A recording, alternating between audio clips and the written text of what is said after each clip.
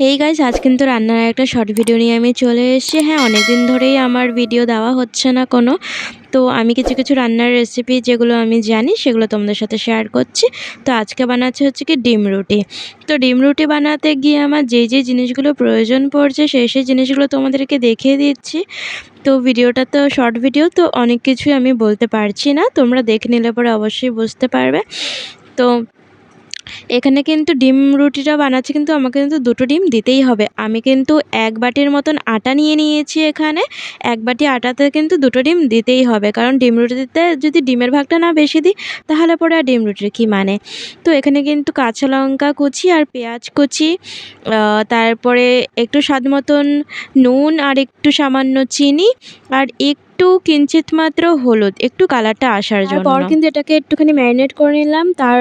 দেখো এরকমটা হয়েছে। এরপর কিন্তু আমি যে দুধটা নিয়েছিলাম হাফ গ্লাস দুধ, তো পুরো দুধটাই আমি দিয়ে দিলাম এখানে। এরপর কিন্তু ভালো করে একটু ম্যারিনেট করে নেব।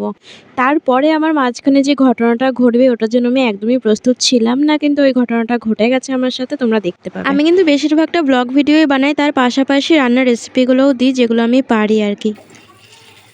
এই যে এই সময়টারই কথা বলছিলাম, এই জিনিসটা আমার সাথে হয়ে গেল, আমি কিন্তু একদমই প্রস্তুত ছিলাম না। তো যাই হোক, আমি তোমাদের সাথে কিন্তু সব ভিডিওই আমি শেয়ার করতে পছন্দ করি। আমি ব্লগ করি বলে যে আমি কি করছি না করছি, কোথায় যাচ্ছি, শুধুমাত্র এটা না।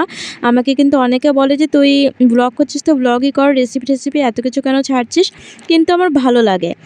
আমার তোমাদের সাথে আমি যা করি না কেন, আমি যা পারি যা করি, যেখানে যাই যেটা খাই, আমি তোমাদেরকে সবই শেয়ার করতে পছন্দ করি। তার জন্য কিন্তু এগুলো আমি শর্টসে ছাড়ি, মানে কিছু কিছু নতুন হবিগুলো আমার শর্টসে আমি ছাড়ি আর সেগুলো তোমাদের সাথে তুলে ধরি।